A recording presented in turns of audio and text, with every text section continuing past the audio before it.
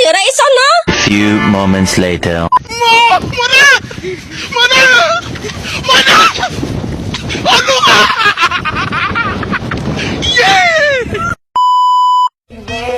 Just a feeling that I want it behind because it's something that is just on my mind. I guess it goes like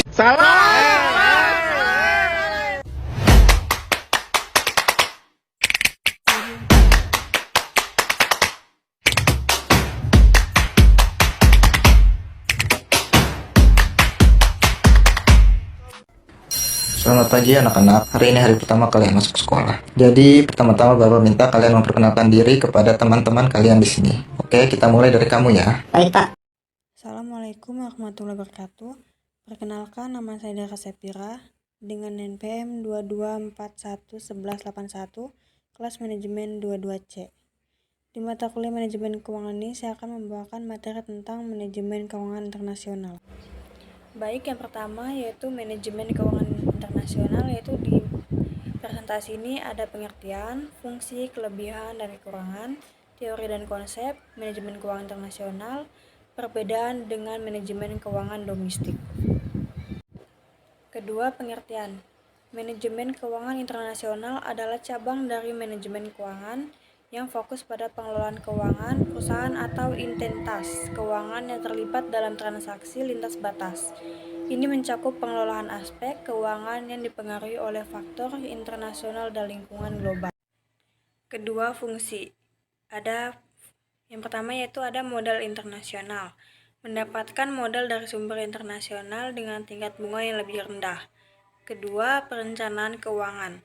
Melakukan perencanaan keuangan dalam skala global untuk mendukung pertumbuhan dan pengembangan bisnis.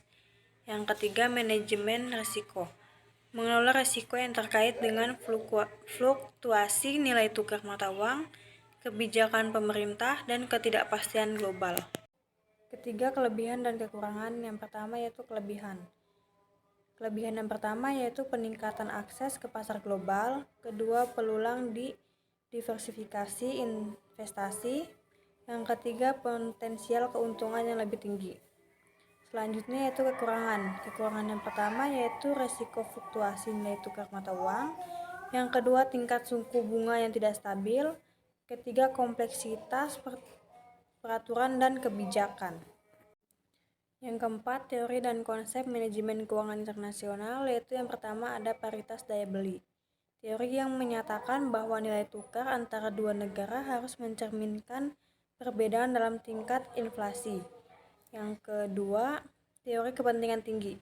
Teori yang menyatakan bahwa pengaturan tingkat bunga oleh bank sentral dapat mempengaruhi nilai tukar mata uang. Yang ketiga, pendekatan portofolio.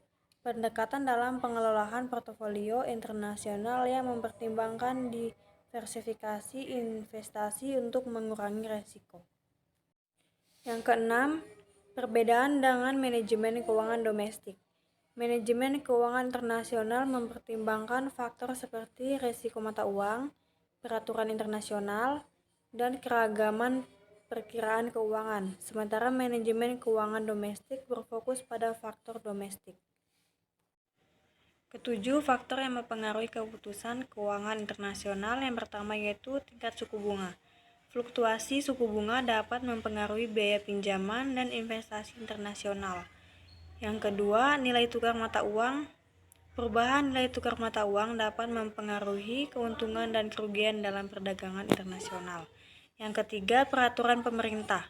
Kebijakan pemerintah dan peraturan dapat mempengaruhi proses investasi dan kegiatan keuntungan internasional. Yang terakhir yaitu resiko politik. Ketidakstabilan politik di suatu negara dapat memiliki dampak signifikan terhadap ekonomi dan keuangan internasional. Ke-8, strategi risiko dan manajemen risiko dalam konteks internasional. Yang pertama yaitu menggunakan derivatif.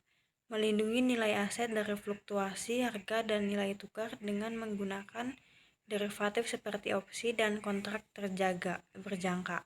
Yang kedua, diversifikasi portofolio. Menempatkan investasi pada berbagai aset dan pasar untuk mengurangi risiko konsentrasi. Yang ketiga, manajemen ekspor dan impor. menggunakan instrumen keuangan seperti asuransi ekspor dan kredit perdagangan untuk melindungi transaksi internasional dari risiko pembayaran dan risiko ekonomi.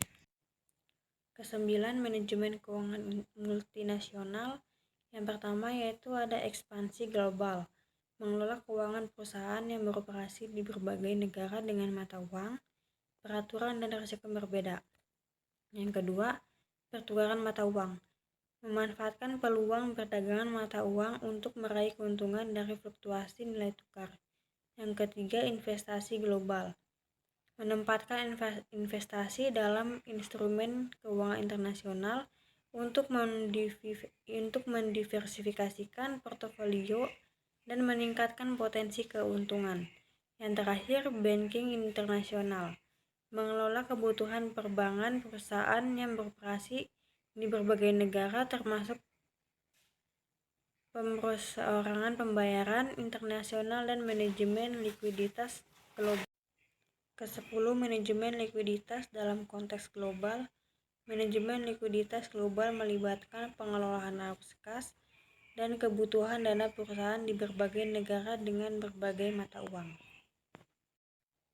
Ke-11, implementasi strategi manajemen keuangan internasional. Yang pertama yaitu ada studi kasus, analisis dan evaluasi strategi manajemen keuangan internasional yang sukses dalam situasi nyata. Yang kedua, rencana aksi, membuat rencana tindakan untuk mengimplementasikan strategi manajemen keuangan internasional yang sesuai dengan tujuan perusahaan. Yang ketiga, monitor dan evaluasi, melakukan pemantauan dan evaluasi terhadap implementasi strategi untuk memastikan kesesuaian dengan tujuan dan kinerja perusahaan. Sekian, itu saja presentasi dari saya. Lebih dan kurangnya mohon dimaafkan. Terima kasih.